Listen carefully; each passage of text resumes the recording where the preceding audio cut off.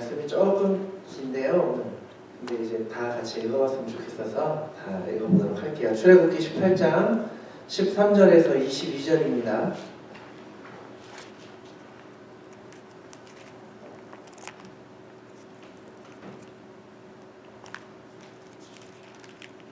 네, 다 찾으셨으면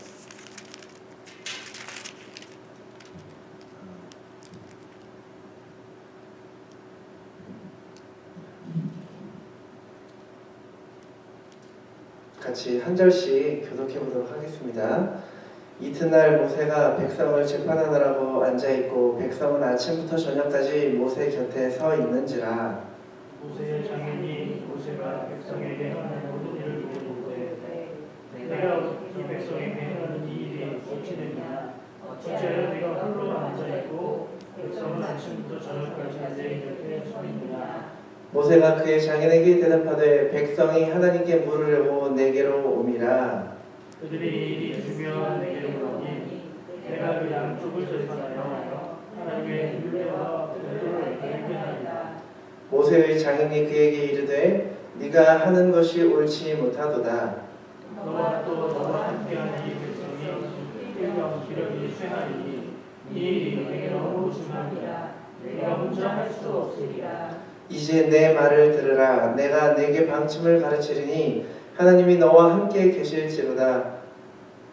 너는 하나님 앞에서 그 백성을 위하여 그 사건들을 하나님께 가져오며 그들에게 율례와 법도를 가르쳐서 마땅히 가르치고 할 일을 그들에게 보이고 너는 또 온 백성 가운데서 능력 있는 사람들 곧 하나님을 두려워하며 진실하며 불의한 이익을 미워하는 자를 살펴서 백성 위에 세워 1000부장과 100부장과 50부장과 10부장을 삼아 그들이 때를 따라 백성을 재판하게 하라. 큰 일은 모두 내게 가져갈 것이요 작은 일은 모두 그들이 스스로 재판할 것이니 그리하면 그들이 너와 함께 판단할 것인즉 일이 내게 쉬우리라. 아멘. 네. 네, 오늘 출애굽기로 같이 함께 말씀을 나눠보고자 합니다. 우리가 출애굽기 볼 때요, 여러분 좀 중요하게 생각하셔야 할 것이 있어요. 그게 뭐냐면요, 이스라엘 백성들이 애굽에서 나오는 것으로 출애굽기가 끝나지 않았다라는 겁니다. 애굽의 노예 생활에서 벗어나는 것, 이게 참 중요했어요. 이스라엘 사람들에게는, 백성들에게는 하나님의 계획 안에서도요. 그런데 출애굽기 내용에서 이 이스라엘 백성들의 이 애굽에서의 이야기는 출애굽기가 총 40장인데요. 한 10장 정도밖에 이렇게 나오지 않아요. 나머지 30장은요, 애굽이 아니라 이제 광야에서의 이야기를 담고 있습니다. 이 출애굽기의 주된 내용이 뭐냐면요, 이스라엘 백성들이 애굽에서 나오는 것만이 아니라 이스라엘 백성들이 가나안 땅까지 걸어가는 그 광야의 길, 그 순례의 길의 그 여정을 중점적으로 기록해 놓고 있는 겁니다. 그 가운데서 과연 하나님이 이스라엘 백성들을 향한 계획이 무엇이었는지 그것들을 기록해 놓은 게 바로 이 출애굽기거든요. 그래서 지금 이스라엘 백성들은요, 애굽에서 나와서 약속의 땅으로 이 가나안 땅을 향하는 순례의 길을 걸어가고 있는 겁니다. 그러면 과연 이 이스라엘 백성들이 출애굽기에서 이 모든 인생의 목표가 가나안 땅으로 가야 하는 것 외에는 다른 것이 없었을까요? 어서 빨리 약속의 땅 가나안에 도달해야 되는 것이 이 광야의 길, 이 순례의 길의 유일한 목적이었을까요? 네. 제가 이렇게 물어보는 것은 정답이 아니기 때문에 이렇게 물어보는 거겠죠. 네. 정답을 다시 말씀드리자면 그게 아니었죠. 이 광야의 길, 순례의 길의 그 여정의 끝에 반드시 약속의 땅 가나안에 도착하는 것 외에도 또 다른 하나님의 뜻과 섭리가 있습니다. 이 광야의 길, 순례의 길을 통해서 하나님의 백성들에게 이루고자 하시는 그 하나님의 목적이 있었다는 거예요. 오늘날도 마찬가지예요. 구약의 그 이스라엘 백성들은 신약의 모든 하나님의 백성들을 대표해요. 이스라엘 백성들을 보면서 이 바보 같은 자식들 왜 원망하며 불평하며 살아? 하나님이 그렇게 모세를 보내서 기적을 일으켰으면 그걸 믿고 따라가야지. 왜 이렇게 원망하고 불평하고 뭘 이렇게 약해? 근데 이게 어찌 보면 저희들의 모습일 수 있다는 거죠. 저희들의 모습이잖아요. 모든 그리스도인들, 모든 성도는 영적으로 이스라엘 백성들이에요. 오늘날에도 저와 여러분은 하나님이 약속하신 천국의 본향을 향해 광야의 길, 순례의 길을 우리가 걸어가고 있잖아요. 우리가 신앙생활을 한다는 것 자체가 벌써 세상 사람들과 분리되어지고 그 길 자체가 우리 광야의 길이잖아요. 그러나 이제 우리가 이 땅에서 믿음의 길을 걸어가는 유일한 목적이 천국 가기 위해서면 그것처럼 좀 슬픈 것은 없을 것 같아요. 물론 천국 가는 게 가장 중요합니다. 우리들의 인생에서는. 그러기 위해서 한국에서 많은 전 교회들이 예전에 전도를 할 때 예수천국 불신지옥 하면서 공격적인 전도를 했잖아요. 천국 가는 것이 가장 중요해요. 우리 그리스도인들의 삶의 가장 궁극적인 목표예요. 그런데 하나님은 이 땅에서요, 우리가 신앙의 여정을 걸어가는 동안에 우리를 향해서 이루고자 하시는 뜻이 있습니다. 그리고 섭리가 있습니다. 그것이 뭐냐면요, 우리 크게 내적인 것과 외적인 것으로 나눠볼 수가 있어요. 내적으로는 뭐냐면 우리를 하나님 뜻에 합당한 사람, 하나님을 닮아가는 그런 성화된 사람이 되게 하려고 하시는 것이 하나님의 뜻이 있습니다. 사실 이제 이스라엘 백성들이 그 지도상으로 거리상으로 볼 때요, 넉넉 잡아서 한 2년 반 정도면 가나안 땅에 들어갈 수 있는 거리라고 해요. 그런데 단순히 이제 하나님께서 그들이 불순종했기 때문에 40년 동안 광야의 생활을 하도록 징계를 내리셨는가? 단순히 이것은 징계 차원에서 끝나는 것이 아니었다는 거죠. 하나님은 나중에 신명기 8장 2절 3절에서 이제 왜 이스라엘 백성들을 광야에서 40년 동안 생활하게 하셨는지에 대해서 이렇게 말씀을 하고 계세요. 제가 한번 읽어볼게요. 네 하나님 여호와께서 이 40년 동안에 너에게 광야 길을 걷게 하신 것을 기억하라. 이는 너를 낮추시며 너를 시험하사 너의 마음이 어떠한지 그 명령을 지키는지 지키지 않는지 알려 하심이라. 너를 낮추시며 너를 줄이게 하시며 또 너도 알지 못하며 내 조상들도 알지 못하던 만나를 너에게 먹이신 것은 사람이 떡으로만 사는 것이 아니요 여호와의 입에서 나오는 모든 말씀으로 사는 줄을 네가 알게 하려 하심이니라. 여러분 아멘이시죠? 하나님의 말씀대로 순종하며 살아가는 그 백성들을 만들기 위해서 광야에서 40년 동안 보내도록 하신 겁니다. 단순한 징계가 아니라 너 말 안 들었어? 그럼 벌받아. 이런 차원이 아니었고요. 그 백성들을 훈련시키고 연단시켜서 마침내 하나님 뜻에, 당신 뜻에 합당한 사람들, 성숙한 믿음의 사람들로 만들기 위해서 그렇게 하나님께서 40년 동안의 광야의 길을 걷게 하신 것입니다. 오늘날도 마찬가지예요. 영적인 이스라엘과 마찬가지인 저와 여러분, 하나님의 백성인 우리 모든 성도님들은 오늘날 이 땅에서 천국 가는 그날까지 단순히 천국의 목표가 되는 것이 아니라 이런 훈련과 연단의 과정을 지나야 하는 겁니다. 천국 가는 것이 사실 생각해보세요. 우리가 유일한 목적이었으면 여러분들 하나님을 처음 영접했을 때의 그 뜨거운 마음 다들 있으시잖아요. 그때 바로 천국 갔어 봐요. 우리가 얼마나 완성된 모습으로, 얼마나 뜨거운 모습으로 천국을 가서 하나님께 찬양했겠습니까? 그런데 하나님은 절대 그러지 않으셨죠. 예수님을 영접하고 만난 그 뜨거운 가슴을 가지고 이 땅에 그냥 남겨두세요. 시간이 지나면서 이 뜨거운 가슴은 어때요? 점점 식어지죠. 복음을 듣고 예수님과 사랑에 빠졌습니다. 나는 주님의 신부, 한참 뜨거운 신앙을 간직했을 때 하나님이 우리를 천국에 데려가셨다면 무사 통과였을 거예요. 그런데 하나님은 그러지 않으시고 우리의 첫사랑이, 뜨거운 마음이 다 식어서 차갑게 될 때까지 열정적이었던 우리의 믿음이 냉랭해져서 내가 믿음이 있는 건지 뜨뜻미지근하게 교회를 다니는 건지 어쩐 건지 바닥까지 내려갈 정도로 내버려 두시는 경험을 하게 되죠. 우리는 하나님 앞에서 혹은 사람들 앞에서 한 성도로서 험한 꼴들, 못 볼 꼴들 다 보게 하시잖아요.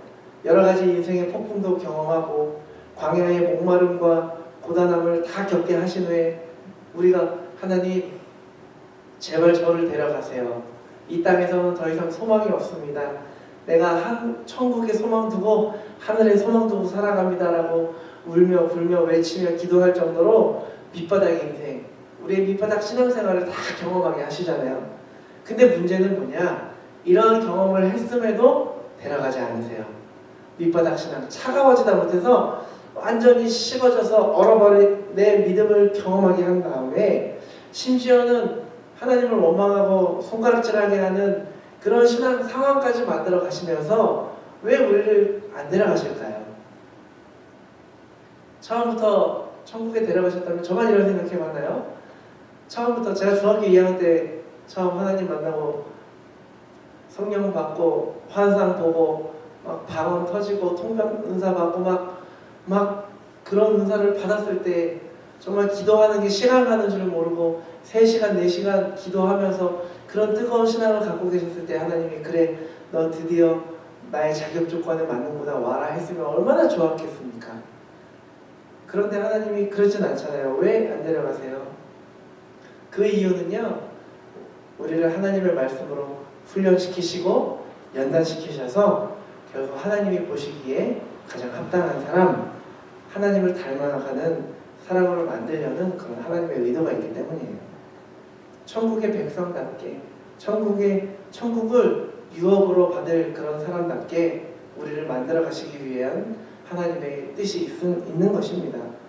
그래서 신약 그 야고보서 1장을 보니까요, 이런 구절이 있어요. 1장 4절을 보니까요, 너희로 온전하고 구비하여 조금도 부족함이 없게 하려 함이라 라고 기록이 되어져 있습니다. 저와 여러분을 온전하고 구비하여서 조금도 부족함이 없게 하시려고 우리를 이 땅에 이렇게 두시는 겁니다. 내적으로 우리를 이렇게 믿음으로 성숙시키시고 하나님의 말씀에 온전히 순종하고 하나님의 뜻에 합당하게 살아가기 위해서 하나님의 유업을 이을 만한 자격 요건을 갖추는 나로서의 그런 하나님의 목적이 있었다면 여러분들은 과연 그 목적에 잘 맞춰서 살아가고 계십니까? 오늘 하루를 돌아보셨을 때 여러분들은 감사가 더 많으셨습니까? 원망이 더 많으셨습니까? 하루하루 살아가시면서 하나님께 원망과 불평보다는 감사가 넘치는 삶을 살아가시는 저와 여러분 되시기를 축복합니다. 또 이번에는 지금은 내적인 모습이었다면 외적으로는 어떤 목적이 있었을까요? 광야의 길을 허락하시니 하나님의 외적인 목적, 이것은 뭐냐면 하나님의 일을 감당하게 하려는 것입니다. 하나님의 일을 감당한다. 우리는 이것을 보통 교회에서는 소명이라고 불러요. 소명에는 이제 모든 하나님의 그 백성들에게 주신 공통적인 소명이 있고 또 개인마다 주시는 특별한 소명이 있습니다. 모든 하나님의 백성들이 공통적으로 받은 그 소명은요, 이제 하나님의 영광을 위해 사는 것, 하나님을 기뻐하며 사는 것입니다. 그리고 개인마다 주시는 소명은 뭐 어떤 이는 목회자로서, 어떤 이는 뭐 선교사로, 어떤 이는 교사로, 뭐 어떤 사람들은 평신도로 교회나 가정과 직장과 사업장에서 하나님이 각자에게 주신 그 소명의 자리에서 하나님의 뜻을 이루며 하나님을 기뻐하며 살아가는 겁니다. 이러한 면에서는요, 이제 목회자나 이제 선교사들 이런 사람들만이 사역자가 아니고요, 모든 그리스도인들, 모든 성도님들이 하나님의 소명을 이루는 사역자임을 기억하셔야 합니다. 우리가 이제 한 세상을 살면서 이 순례의 길을 걸어가는 동안에 어떻게 이제 하나님이 맡긴 그 내적인 외적인 하나님의 뜻을 이루는 그런 삶을 살아갈 수 있을까요? 이 광야의 길, 이 순례의 길에서 하나님의 뜻을 이루는 삶을 사는 데에 방해가 되고 장애가 되는 건 뭘까요? 또 어떻게 하면 우리가 그러한 장애들을 극복하며 나아갈 수 있을까요? 오늘 본문 말씀을 통해서 이 광야의 길, 순례의 길을 걸어가는 우리가 어떻게 해야 하는지 함께 나눠보기를 원합니다. 먼저는요, 우리는 광야에 있을 탈진을 극복해야 합니다. 광야의 길, 사막을 걸어가는 데에 만나는 가장 큰 장애는 가다가 지치는 겁니다. 우리는 이것을 흔히 탈진이라고 부르는데요. 오늘 본문을 보니까요, 모세의 장인은 이드로죠. 이드로는 모세의 사역에 탈진의 위기가 있는 것을 봤어요. 이스라엘 백성들이 르비딤에 있는 동안 백성들 사이에서는 이제 많은 재판을 요구했죠, 모세에게. 그러다 보니까 모세가 과도한 이 재판에 시달리게 되고 서서히 모세가 지쳐가게 됐습니다. 13절을 보니까요, 이튿날 모세가 백성을 재판하느라고 앉아있고 백성은 아침부터 저녁까지 모세의 곁에 서 있는지라 이렇게 나와 있는데, 여기 보니까 많은 백성들이 모세 앞에 나와서 재판받기 위해서 하루 종일 기다리는 그런 장면들이 나와요. 생각해보세요, 여러분들. 기다리는 백성들은 지칠 수 있겠지만 혼자서 그 많은 일을 감당해야 하는 모세는 어땠겠습니까? 아침부터 저녁까지 계속 앉아서 그 일들을 재판을 했어야 되는데요. 과중한 일에 시달리는 이 모세를 보면서 이제 이드로가 17절과 18절에 이렇게 얘기를 해요. 눈으로 한번 보세요. 제가 읽어드릴게요.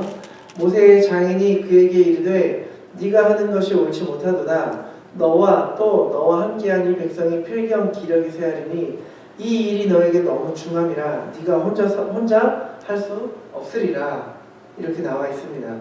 여기 보면요, 이드로가 이제 모세에게 이런 얘기를 하는 거예요. 너가 감당하는 일이 너무 힘이 들고 결국 너가 기력이 쇠하게 될 것이다. 너뿐만 아니라 너의 백성들 또한 기력이 쇠하게 될 것이다 라고 걱정을 합니다. 이 일이 너무 모세에게 중하다고 염려를 하고 있는 거죠. 그렇다면 우리는 이 탈진에서 벗어나기 위해서 어떻게 해야 할까요? 그냥 잠깐 모든 일을 내려놔야 할까요? 장기 휴가를 떠나야 되고, 물론 이제 성도님들이나 교사분들은 너무너무 힘이 들면은 다들 책임감 있으신 분들이겠지만 너무너무 힘이 들면 목사님께 상담을 하면서 제가 잠시 좀 쉬었으면 좋겠습니다. 다른 사람들 잠깐 제 일을 맡아서 했으면 좋겠습니다. 이런 얘기 할 수 있겠죠. 그런데 갔다 와서 또 그 사역을 감당하게 될 때 과연 그것에 대해서 여러분들이 또 다시 탈진하지 않을까요? 이게 궁극적인 해결책은 아니겠죠. 탈진에 대한 해결책, 하나님의 뜻을 이루는 그 순례의 여정을 중간에 포기하지 않고 쉬지 않고 다른 길로 가지 않고 끝까지 완주하기 위해서는요, 우리는 혼자가 아닌 법을, 함께하는 법을 배워야 합니다.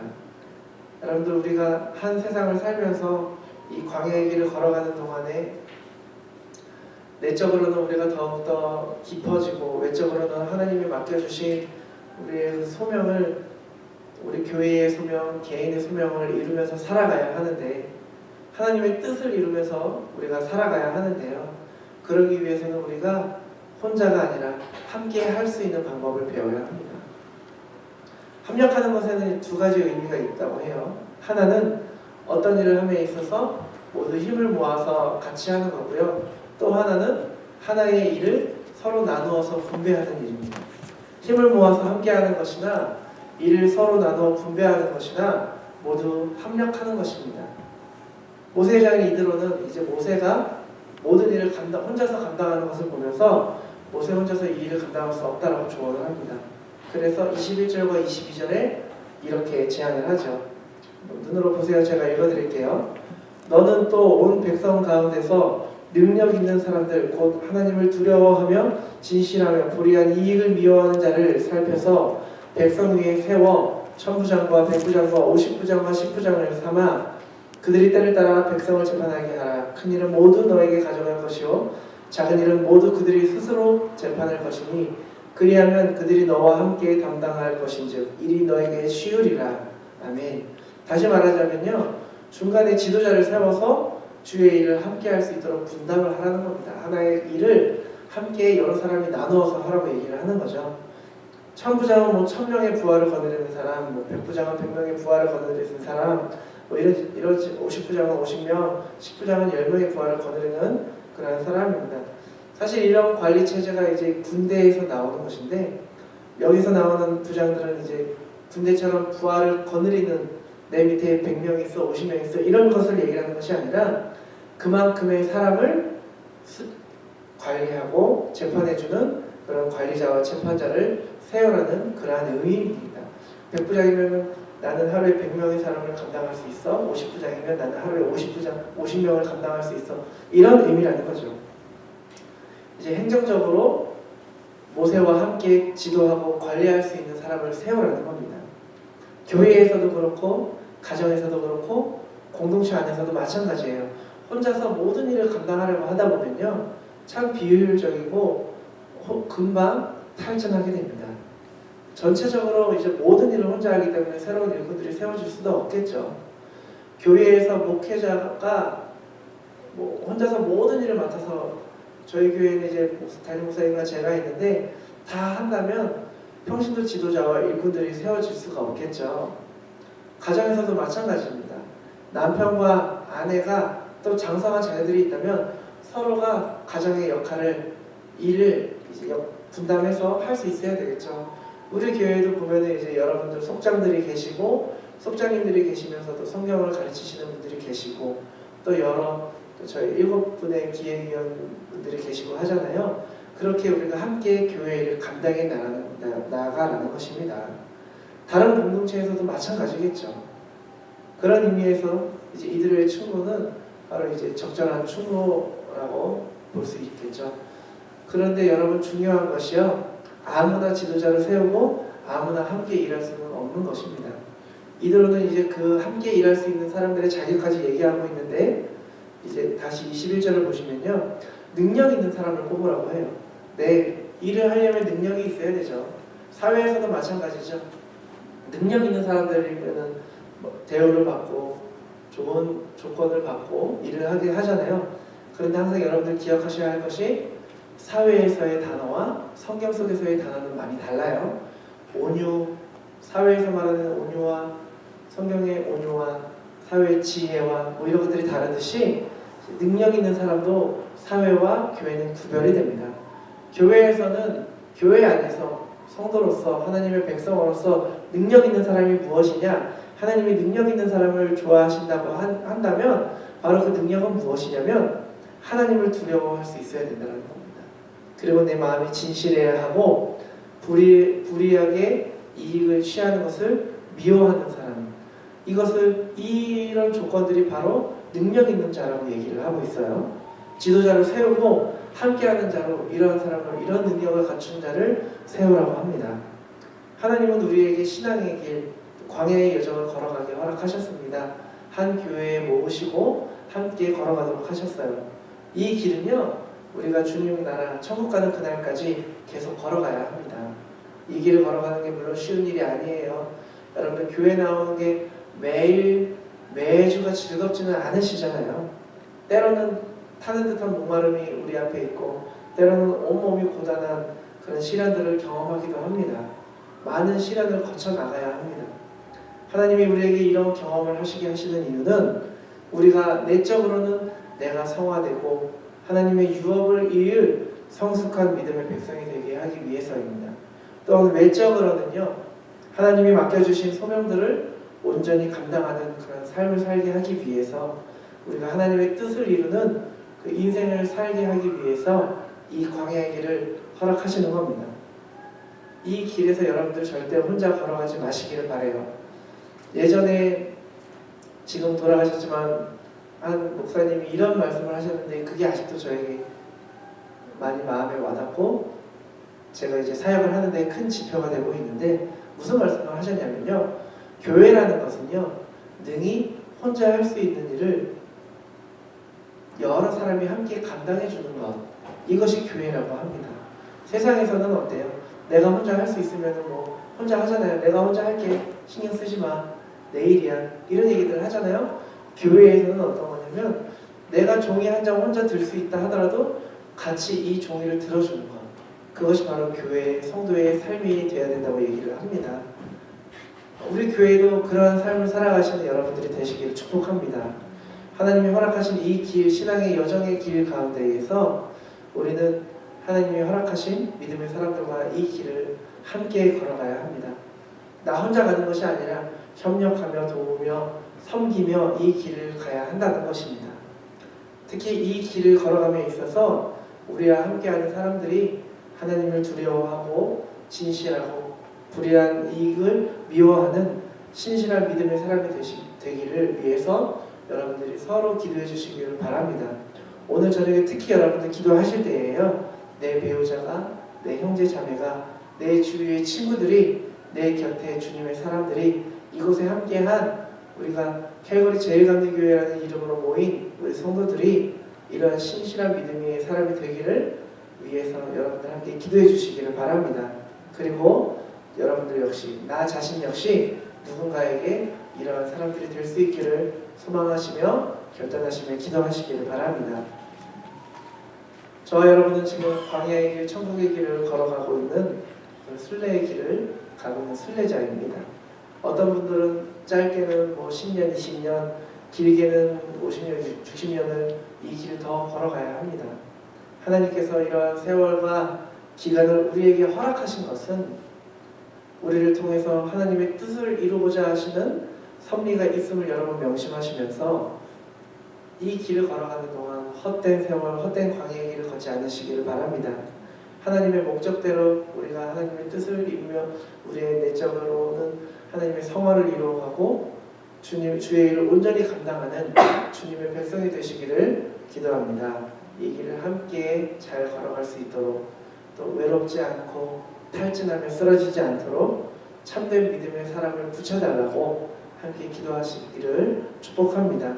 하나님이 허락하신 이 천국으로서의 순례의 길, 이 약속의 땅을 향한 그 광야의 길을 끝까지 무사히 걸어가시고 완주하실 수 있는, 우리 함께 걸어갈 수 있는 저와 여러분이 되시기를 축복합니다.